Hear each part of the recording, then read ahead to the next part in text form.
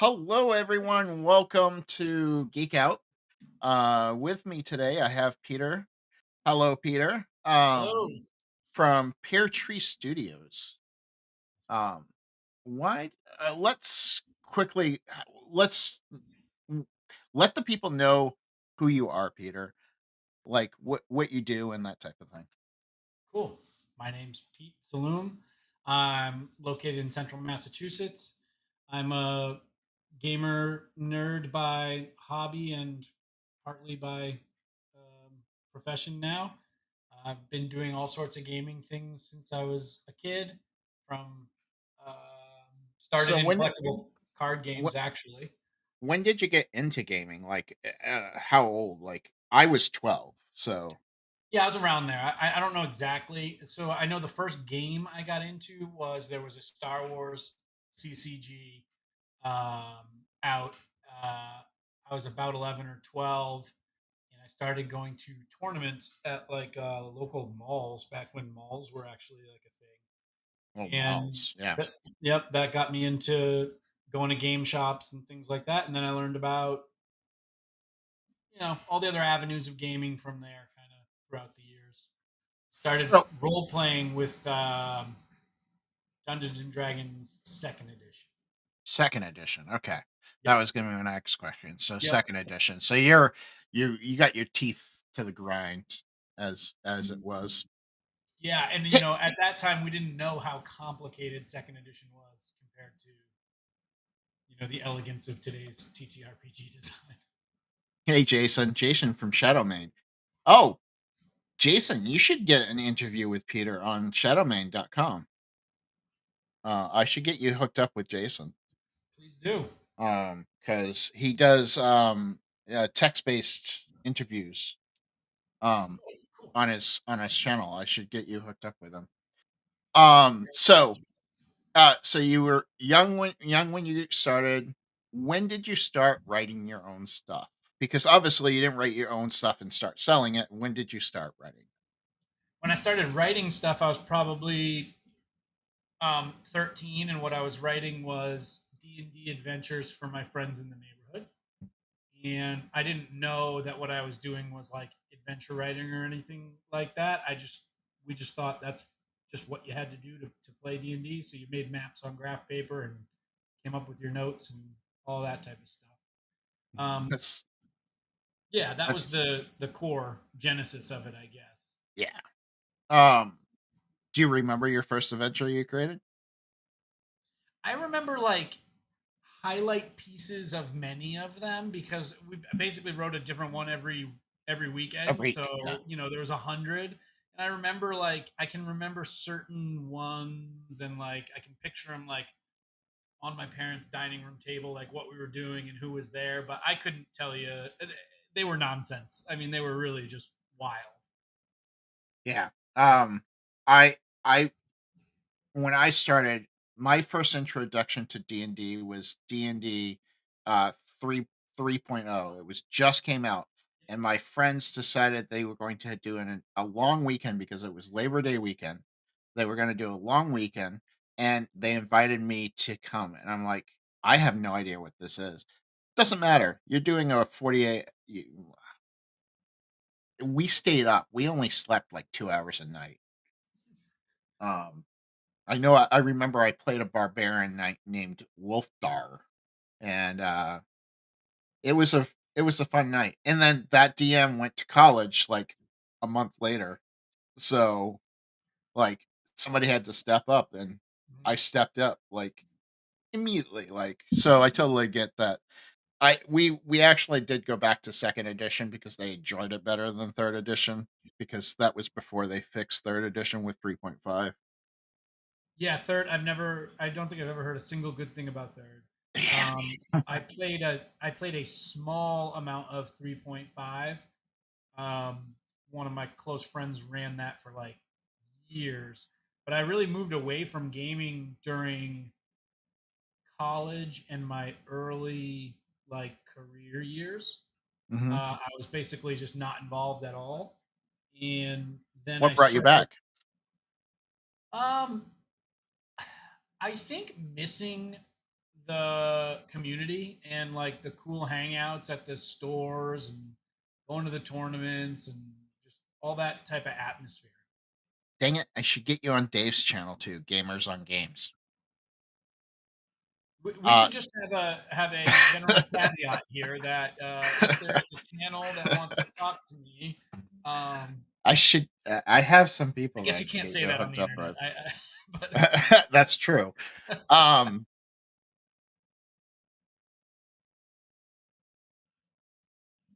from Cyberpunk. I don't know that one. I don't either. I was not Um, inspired by that, but that's cool that it looks like um, so when did you start Pear Tree Studios? it.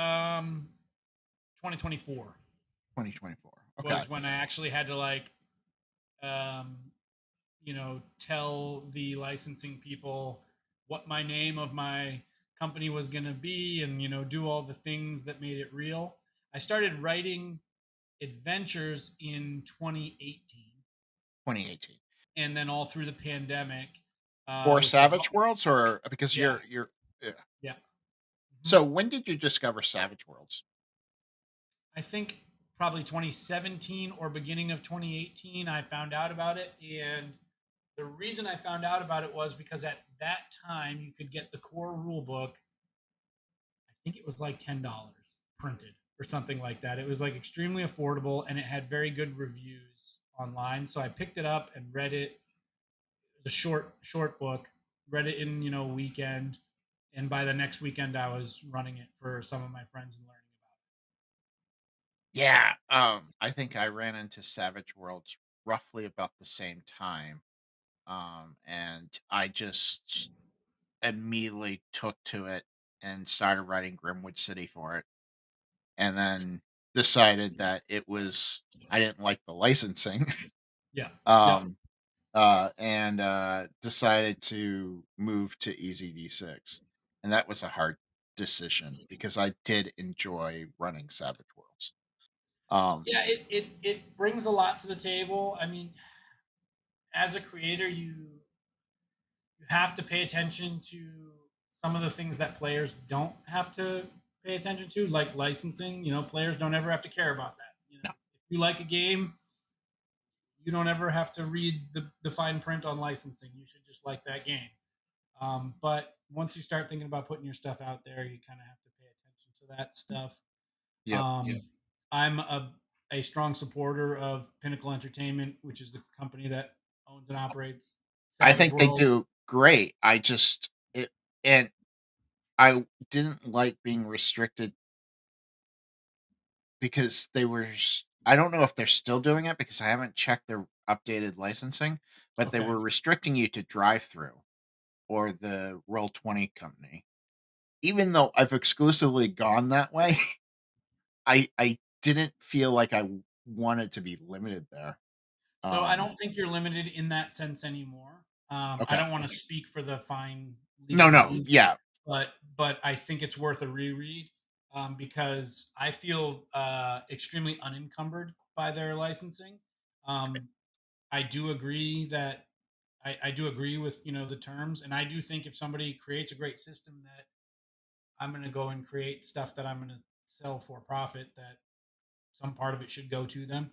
That makes sense in my head. So It does make sense to me that somebody who creates a system should get a percentage. That being said, I have an open system, um, open license.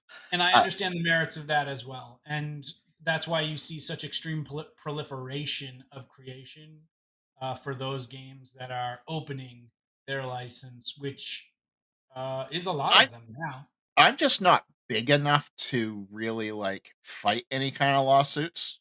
So, like, why not just share it with people then? So you are open by virtue of resources. In a way, I mean, I would be too. I also do care about open. I mean, I'm also a software developer, so open software and stuff like that was important to me, and I think it's important for our industry that we have some kind of open systems. Now, I don't think every system should be that way, but I do think we need some systems that are open for people to develop it. Yeah, Or we're I just gonna agree. get or we're just gonna get all these games and nobody's going to, like, develop for these games.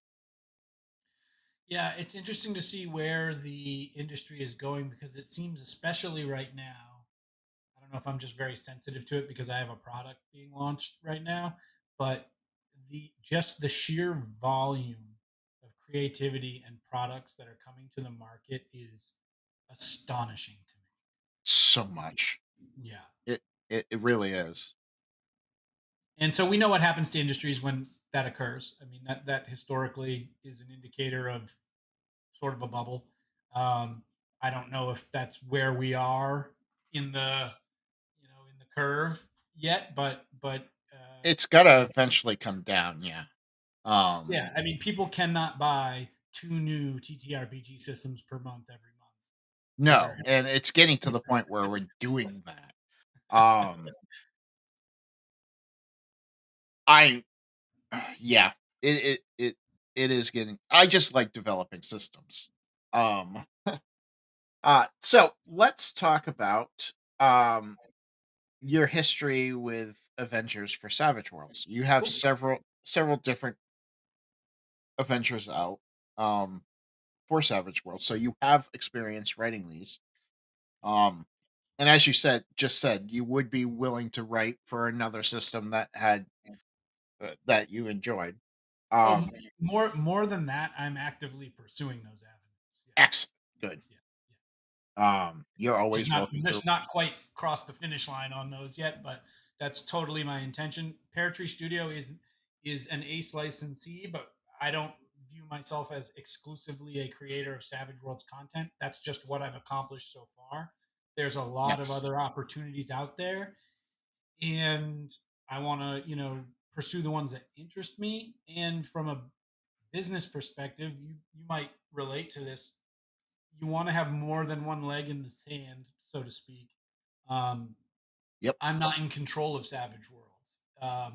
So if something dramatic happened to Savage Worlds tomorrow, um, I'm not in the driver's seat for those decisions. You know what I mean? So I do. you don't always want to be at the whim of the things that you have no influence over either. I mean, look what it did. Look what Watsy did to some people. You know. That's probably the most dramatic Yeah, example, but but even it is an just example. smaller examples, just like if your favorite person or company that licenses you says, I'm retiring and nobody wants to buy the business, so I'm not going to produce any further you know publications. Well, okay, then the future of your work is kind of in jeopardy there. So it's just good to see all your opportunities Yeah, I'm spreading out, and I'm like DM Talents and I are putting out an NX card RPG adventure, and then we've decided that we're going to actually bring that to EZD6 Mothership and Ironbound. So, um, I'm obsessed with Mothership right now. Just um, good, because I might have to pick your brain sometime, because I know just enough to play, and I'm gonna have to get the games very soon. Nice. Yeah, I've gone Um, through the licensing process with them. They had a kind of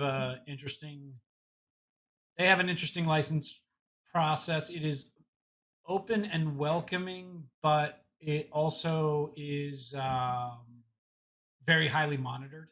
Um, yeah, so I gotta um, reach out to them and get communication, because that starts in February. So I might have to change everything if they I don't. totally, yeah, I totally intend to produce something for Mothership. It isn't it isn't happening right now, but I 100% intend to do Oh, Mothership's an amazing system. I love it. I think that. Yeah, it's it's really good. great. If I had to play a D20 horror system, that would be the one. And it's not a D20 like D&D D20. It's very much very simplified, but it's still a No, D20 system. no, Mothership is not D20. No, it's a It's D12, right? nope. It is D100. It's a roll under system. Oh, D100. That's right. I've only played it once. I played it at Page last year, and there was a lot going on at Page. last year. Yeah, it's So, a it's a very simple system. The D100 thing messes players up sometimes, but it's a very simple system. The big mechanic on that in Mothership is their stress mechanic, which is like the underlying kind of driver of all the conflict in the system. mm, But yes, it's easy to manage. It's easy to understand. It's easy to keep track of. and I definitely have to dive deeper into it because I have not dived deeper into it, as you can see. Yeah, let's play Um, sometime. absolutely. I gotta get the books. Note to self, I gotta get the books. Um, because I haven't bought the books yet. They've been in my cart for weeks. Get them. They're worth it. They have. I don't know if I'm going to stir up controversy when I say this. I think they have the best game master's guide ever written in TTRPGs. Ooh. So I've never read a better one. So, Index card RPG is pretty good, but well, I haven't yeah. read that, so now I'm going to have to read that. um, Index card RPG has a pretty good like here's how to game master type feel. I'm making Um, a note. I'm going to have to read that soon. Then. uh, so let's talk about Beacon Island All right. because it's that's what we're here to talk about. Um, so it is for Savage Worlds. It's kind of Yes. like a kind of like I feel like it's almost like a later in the years, but Things Scooby Doo type feel. I don't know if that's what I'm getting from the Kickstarter page. That certainly there are those pieces. I would say that Stranger Things and Scooby Doo were not my primary influences, but because of the nature of the content, which is it's kids, it's teenagers, they're solving some weird stuff that's going on. You could any game master could absolutely tailor Beacon Island to evoke either of those feels, and those are Okay. very opposite end of the spectrum feels as I well. think Um, when we talked at FriendCon, and that's where I met Peter, by the way, FriendCon. If you're ever in Maine, it's a fun little convention. I like yeah, it. it's awesome. I try to get to Um, it every chance I can. so you said that your real inspiration was kids on bikes, right? If I remember So, correctly. well, from a gaming perspective, that's probably where everyone thinks the inspiration comes from. But in pop culture, my biggest influences were movies that kind of captured this same feel. So those movies would be things like Super 8, Dreamcatcher, Goonies, and Okay. even into more sci-fi stuff than that. Like there's a bit of pieces of like Men in Black and things like that. All movies that I saw, you know, at that age, at Maybe that like time growing up. Flight of Navigator and that type of thing. Yeah, that's going further back, but yes, absolutely. Yeah. Yeah, And well, I say it's set in the, I set the game in 1998. The reason I did that was that's when I was 12, but really anybody who picks up Beacon Island can play it from probably 1988 to 2008, and not too much is going to have to be tweaked, it's more just like where you get the nostalgic feel from, no. So you call this a sandbox style. So are you building it like that here's the island and you get to experience it that way or That's what it became. So originally, I was just writing an adventure, and I was just going to publish another adventure because I had published two just straightforward adventures, and I said, okay, this will be my third. But as I was play testing it at conventions around the country, I was getting a lot of feedback from people. And because it has this nostalgic piece, everybody wants to talk about it more at the end of the session because they want to talk about, their memories from that time period and stuff. And so instead of just releasing the adventure, I decided to also release basically the whole island as a micro setting. So should you choose to play the adventure arc that that I've written, great. I hope you do. I want you to, but you don't have to. You've got, the whole island. You've got the maps of the island. You've got the maps of Port Town, which is the main town on the island. You've got a gazetteer that's going to have important places and people. And throughout all of that, I've tried to sprinkle in little story hooks that you might grab onto and take somewhere. So realistically, you don't have to run my adventure at all if you don't want to, and you've got a great spot to kind of run your own thing if that's the path you choose to take. Nice. Um, are you gonna like include like I hate to say it because I'm not a person that likes this stuff, but are you gonna include like random encounters and that type of thing? I have an encounter generator that Okay. I've put into it because some people lean on that more than others as a way to get the Ball creative rolling. Yeah. process rolling. So I do think that that's helpful for some people. So I've created one of those. It's actually a card based um, encounter generator, Ooh. meaning it uses a deck of playing cards. Well, that Um, would make sense with Savage Worlds. right, right. So I wanted to tie into that because I think it's kind of fun and kind of mysterious as you're flipping the cards. You know what you're getting into. So yes, I do include that. That will make DM Tails happy because he loves those odd and Oh, oddity. okay. Um, so you're going to have a bestiary Yeah, it's not section? huge. Yeah, it's not huge, but it covers the things that I've introduced that are weird Strange and and unique. need explanation, and I couldn't just kind of casually mention without providing stat blocks and further explanation and art. So, Uh, oh, there speaking of will be art, that, the art is amazing from what I've seen on the Kickstarter page. and that's just a piece of what we have. So the artist is Lynn Redder.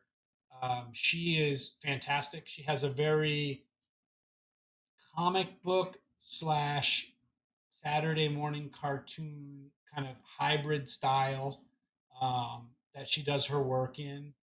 And it's sort of perfect for this project and the visual feeling of this project. So I'm so glad that I stumbled upon her randomly online somewhere and I kept her in mind for a project and then we got to this and Finding artists is the hardest.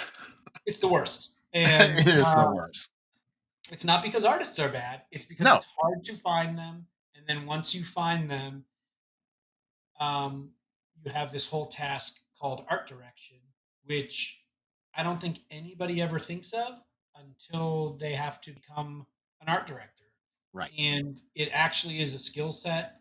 There are I now have tremendous respect for art directors Oh because, God, yes. um, for a job that I didn't know existed, um, it's incredibly difficult S- to really accurately convey um, what you're talking about, what you need, how you need it to look, and why um, to artists, and then get back something that is really close to, Close to what you want. or sometimes if you're good at it, it's even better than Better.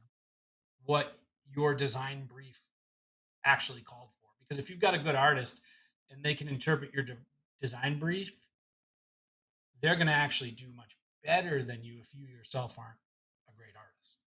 I'm really in not developing that skill that well. I'm I'm working on I'm trying it. so hard. I've talked to a bunch of people. I was going about it the absolute ass backwards wrong way Oh, for my I'm sure I am. first two projects, and I've learned a big lesson about that. And yeah, it's quite a task. Yeah, it's definitely challenging. Much easier to just write games. I ironically I hated writing in school, but yes, it is easier to write the games. Um, I was never a writer in elementary school or college. I hated it. Oh, I always was. Yeah. Um, but I now can't stop writing. I'm constantly with new ideas. Good for you, man. It's Um, a great way to get it out. it is. Uh, I used to get it out with animation, but that's a lot of work. Yeah, Um, I can imagine. I don't know anything about that, but it's a lot of work. I'm constantly impressed. I love. I mean, I'm not sure what kind of animation you're into, but I am recently into rewatching um, anime from like the 90s or early 2000s Yeah, that I really liked when I was a kid, and it's some of it was so unbelievably good for the time. oh, I love layout, Jason. I absolutely love that's my favorite part about writing a book is the layout. Um, maybe that makes me crazy, but I do enjoy laying out a book. Um, uh, I've in always fact, been blessed to have somebody do it for me. if I can do a layout for people, I would rather do that than write the actual information. Um, uh, that being said, what was I gonna ask? It just went out my head. We were talking Um, about art. we were talking about art, and then we were talking about layout. Um, do you do your own layout, or do you hire Nope. someone? Nope. So, guy named Carl Kiesler does my graphic design and layout for me. He's just the He's absolute superb. best, especially in Savage Worlds, because he really is an expert on Savage Worlds. So he understands more than just a regular layout guy. He can catch like game stuff while we're doing it, which is a great benefit. And he's just also just a really cool guy. So Nice. great to work with him. Always good to find those type of people. Yeah. I've noticed that in the gaming industry, there's more of those type of people than I've run into other type.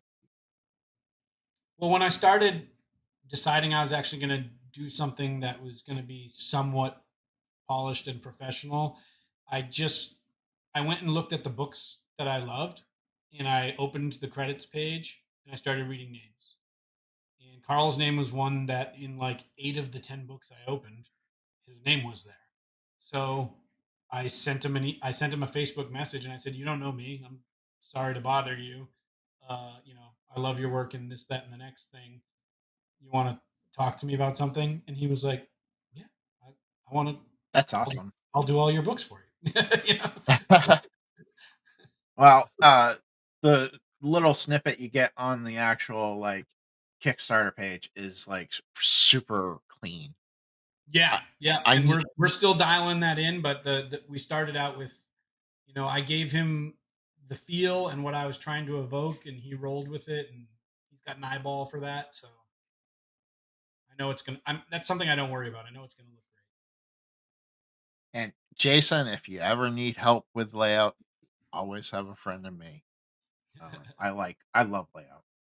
Um, which is I know most people who writing books do not like layout. But I also come from a graphic design background and animation and stuff, so that's probably why. And I noticed Uh, that when you shared the Ironbound book with me at FriendCon, I noticed that your layout was very clean and orderly and really like easy to look at and understand. I was just flipping through it like for like 2 minutes, and I was already learning stuff about it. So whatever you're doing, keep doing it because I still have a lot to learn about layout. Don't get me wrong, I don't think you'd but ever stop learning. Yeah. it's definitely more something I enjoy more than anything. Um, I should send you some of the layout work I've done for our adventure. Um, because I really like that stuff. It's really good. Send it over. I Um, love looking at that. uh, mm, okay. What else do you want people to know about this adventure? Because it sounds really intriguing to the point where I might pick up Savage Worlds again to try running it. Oh, that'd be great because for me to be able to spread the Savage Worlds infection to more people, I think is a great thing. It's a rewarding system to know for a creative person like you. Um, you can do so many things with it. You might do Beacon Island this week, but you might do Vietnam War era something the next week and sci-fi after that. It's very flexible. What I would want people to know, the most important thing people need to know is kind of the dates and stuff like that. We're going to launch it on Tuesday, the 21st, obviously. Um, if this is something that you're interested in, I urge you to follow along on Kickstarter and back us day one because it'll really help us with the momentum. But if it's maybe not your particular genre, I write in a lot of genres for not only for Pear Tree Studio but for other publishers. So check out my other works as well. I think the big thing with Beacon Island is it's way more than just an adventure. It's going to be everything the GM needs. If you want to just run a game for a night or a handful of sessions, um, it's going to come with pre-generated characters. It's going to come with all the maps. It's going to come with the GM's guide. It's going to come with a player's guide. We mentioned the bestiary with any NPCs, things like that. What are I'm you also going expecting? to. What are you Sorry. expecting for a page count? So the copy right now is at I think 64 pages, but that's without all the pages for pre-generated characters, blank character sheets, table tents, figure flats, maps. So I'm probably somewhere in like 70 to 80 there, and then art has to go in, which always stretches it out. Right, such as it does. So Yeah. I don't know. That's just kind of where it's at right now. Oh, In that's terms a of good estimate. Yeah, in terms of pure text, I think maybe I'm hovering in the 30,000 words range for So yeah, the so you're copy. probably looking at a good, yeah, good 150 pages. I just don't know until Yeah, Carl gets you his never hands know. on it and then what tweaks we make because we're adding like as I'm finding new stuff and adding stuff. I'm adding pages. Like I wasn't gonna do figure flats, but then I had all the pre-gen character art, so I was like, why don't I just get in Photoshop and make this so people have it, and Right. so things just keep evolving. So it's going to be the biggest project for me to date, because I've really Cool. only released module length stuff up until Well, that's good. I'm really excited for it. now. Like Awesome, really excited for it. I'm definitely gonna back it on Tuesday when it launches. I appreciate that. Um, uh, so what's your future plans? Like, what do you have? I know you're working on this and you're headlong into this, but as a designer, I know you're also already thinking about future stuff. Yep, yeah, absolutely. I hate to say it, but like by the time I get to the end stage where I'm putting together the book to go out into the real world, I've already been running it at conventions for almost Right. 2 years. So by the time this book comes out, I'm going to be like, I don't even want to look at this for a while. Oh, I need a break from it. I And don't want to look at Ironbound for at least another 6 months. I know, and it's Um, not. I think maybe people take that as like an insult to the work. It's not. The no, book is good. I'm proud of what I did. It's just, from a creative perspective, you're like, hey, I'm also excited to get to the new thing that I've been holding on to that I really haven't had the time to put into. So my convention season is starting now. Next week, I'm heading up to. So I was at FriendCon however yep. many weeks ago. Next week, I'm up to Killington for Carnage Con, which is a great. I'm still Um, debating about going convention. to that one. Oh, it's fantastic! It's probably the best, in my opinion, best RPG convention in New England. I think I'm hesitating because Total Con is really good too. Yeah, but Um, TotalCon's not till April, so no, Total Con is in February, if I'm not mistaken. no. End of February, and then Rising Phoenix Con. Oh, Rising Phoenix is in April. Yes, will be in April. Yep. So I'm at all those. I'm at all those every year.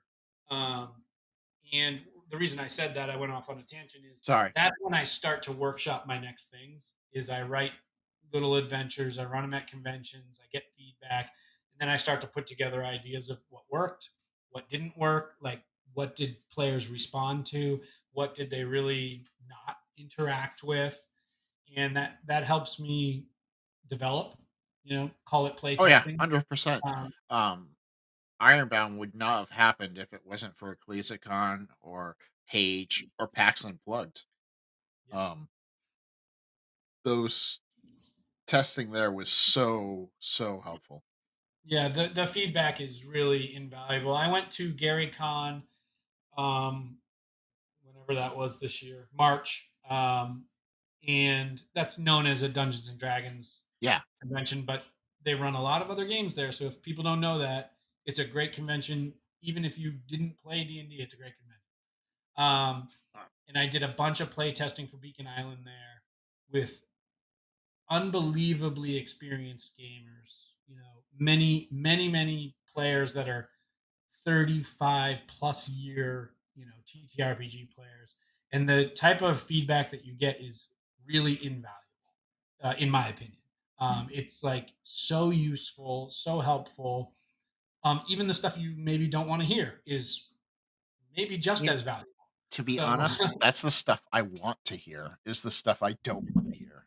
well, the Um, problem is people generally are polite. oh, yeah, So that's when the you problem. solicit feedback, most people, even if something wasn't their cup of tea, because they're polite, unfortunately, typically say everything was great, thank you.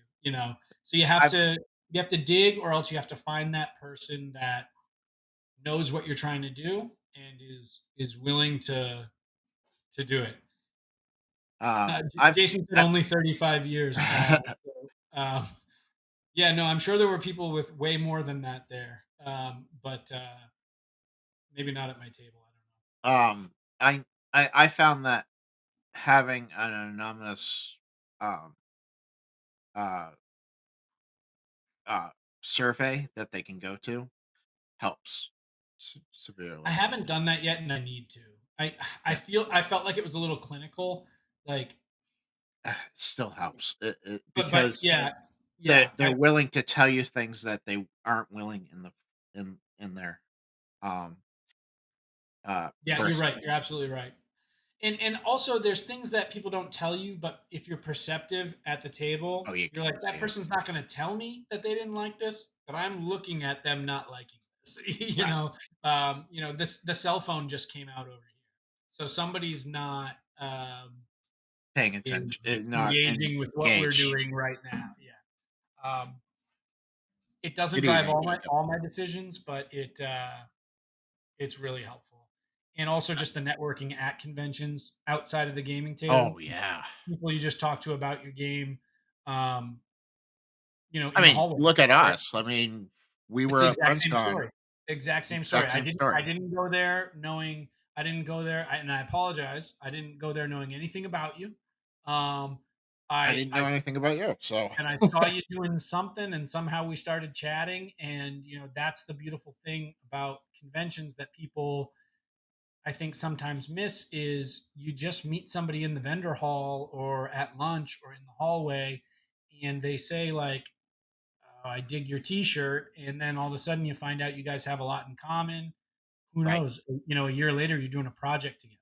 So It's also very important if you're at a con and you see somebody with a cool T-shirt, just say hi and say that their T-shirt's cool because chances are it could lead to something dramatic. networking is very uncomfortable for people. Oh, yeah.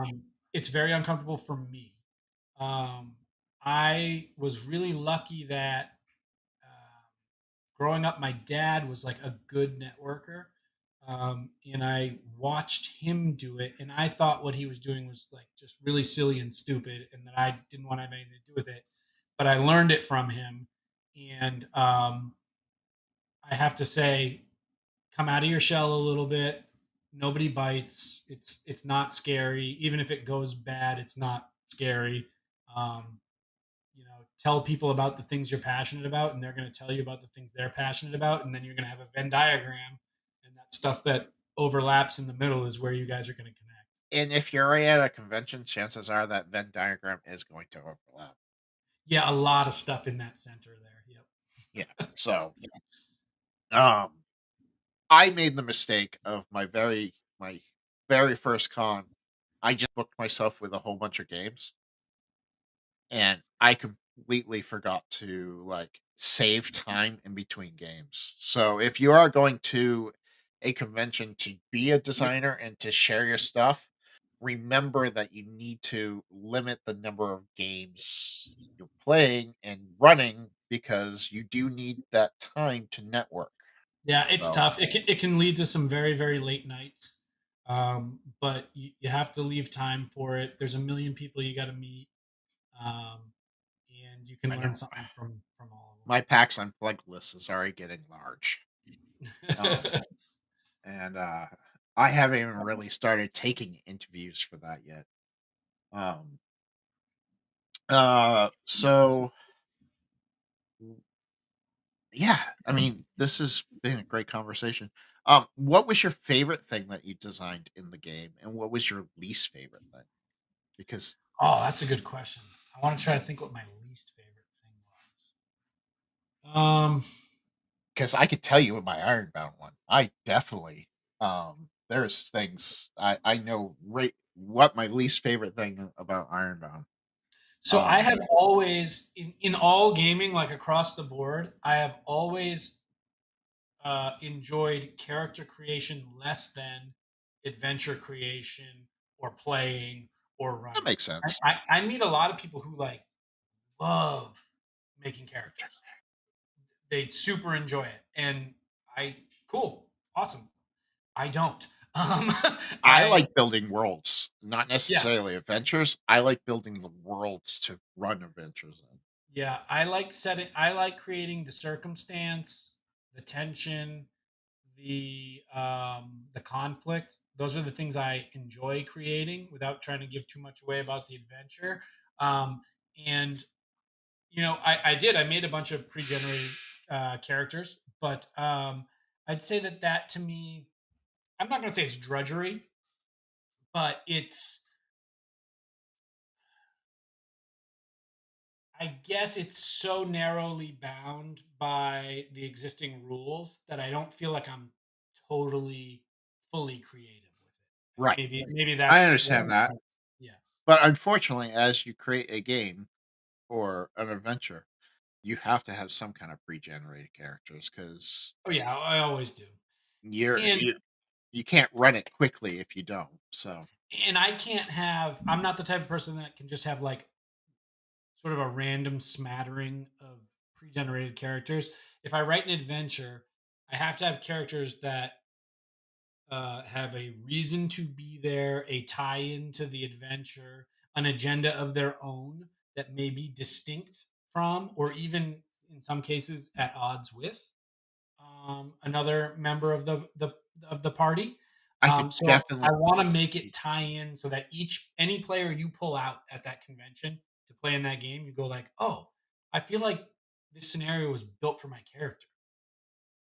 exactly like like my casino one. I always had a hacker and a technomancer in my Ironbound game because you kind of need that when you're going to do heist um casino. Yeah, they're And always going to have the spotlight on them at some point. right. So, um, I wanted to make sure that they had that. Another thing that I aimed for with Ironbound in my character generation was I wanted to show off like how you could create a character that was hindrance but still be useful. So a lot of times I would build somebody in the adventure that would be able to be a hindrance but can still be entertaining through the game. Interesting. Um, showing that there's versatility in the character creation. Yeah, Um, absolutely. And I do that in mine as well. I have adventures that I've written that have some characters that have basically like nearly no combat ability, right. physical combat ability. Um, but because the rules in Savage Worlds are what they are, you almost always have the ability to use some skill that you're good at to affect the circumstance that you're in. And so with creative players, sometimes they just need an example or some some Yep. some prodding if they're new to the game. If they're experienced players, they already know this. You can leverage any skill you have to I create I don't something know good. if I don't know if you ran into this, but I've also run into the fact that you create a character that you think is going to be off the cuff and like meh, and it becomes the favorite of all the characters whenever you play. That happens to My me with NPCs all the time. Mhm. I craft an NPC that is like extremely important, and I put some thought into it, and I write them up, and then my group meets the stable boy that I never wrote, and I just had to improvise because there needed to be someone to be in the stables, Stable. Yep. and that they then become obsessed with that NPC. you It, know? in Ironbound, I wrote a joke character. He was a werebear priest who carried around C4, a sword, a katana, and was addicted to honey. And every single every single um everybody wanted to play him because I guess they enjoyed it. Um Yeah. so it's one of those situations where I was thinking, well, I'll just make this joke character because nobody's going to choose a and he had the hindrance of peaceful, so he couldn't really attack without having being in self-defense. So Right. like but people played him super amazing. But Yeah. NPCs all the time. It's funny what clicks and what you think will click and what actually clicks.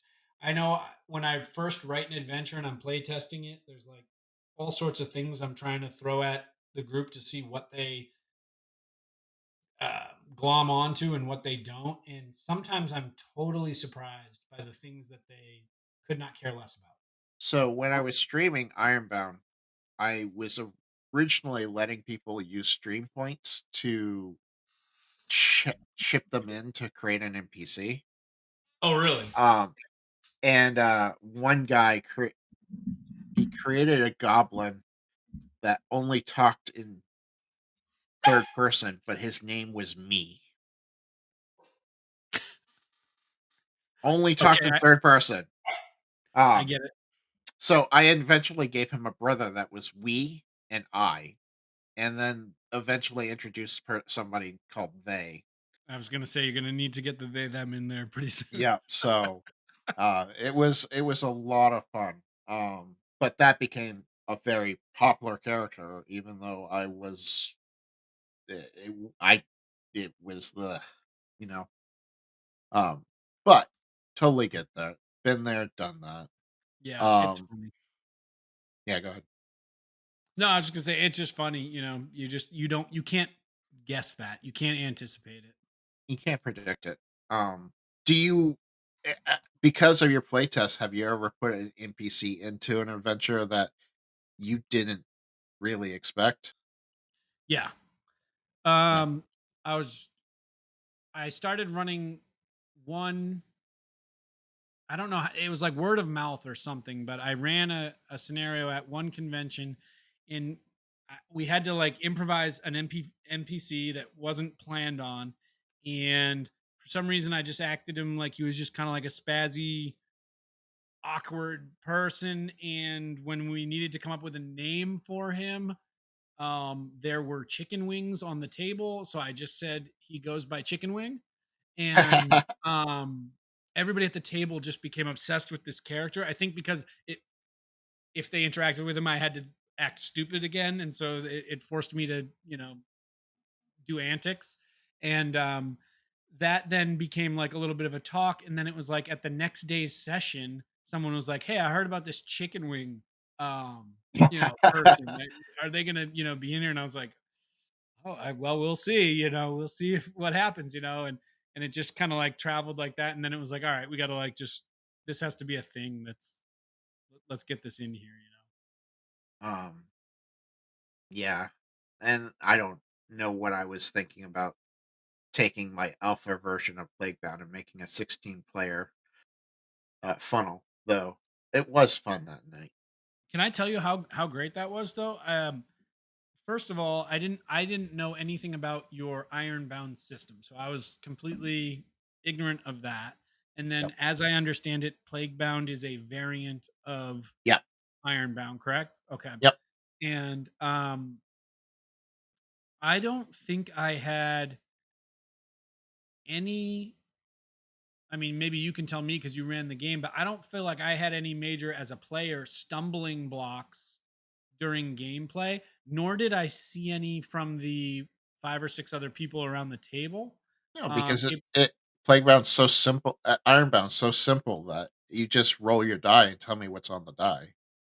Yeah, and there was a lot of interpretive, storytelling based on the die roll, I think, Yeah. especially around magic, I found um, was very open-ended and, um, loose and creative. Um, I thought that was really interesting. Um, I think that the barrier to entry to that game is like nothing. Like you could just kind of teach It's anybody to play it. the barrier is the damage. Oh, Um, okay. Taking damage, and you guys took damage, and Sure. it stumbled you guys a little bit, but not badly. But because it goes to your hit points first, and then when your hit points drop to 0, it goes to your pools, that Yeah. can stumble people. Yep. Uh, That needed to be explained to me. But I didn't find it overcomplicated. It was just nope, like, oh, I wouldn't have known that, but now yep. I know.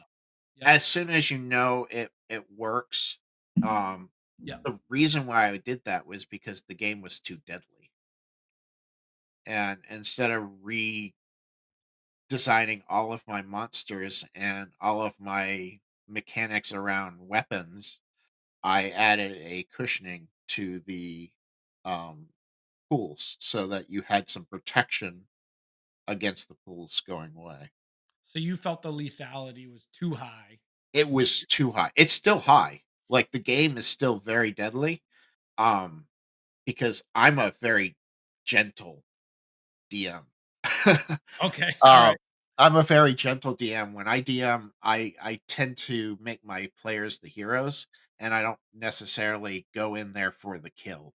Um, that being said, Hmm. I have killed many players in Plaguebound and Ironbound just because the dice didn't like them. Okay. So it was, and when I didn't have the health, I was killing a lot of players. Um, so in fact, I'm actually going to make in my second printing of Ironbound. I'm going to update um, the damage piece with an optional where you just remove health, and that becomes a deadlier game. Oh, so, like, you can almost just toggle it over to hardcore Yep. mode. Yep. Yeah. Yep. Um, That's cool. That's cool because it gives you the option.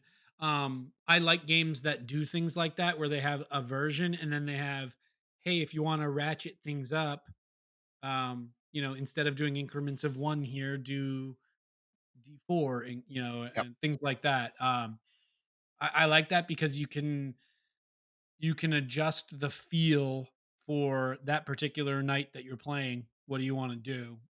Right. Where do you want the tension level to be? Um, so uh, that's that's definitely something you can do with Ironbound. Is if you want the tension harder, you just remove health, and then it becomes a lot deadlier.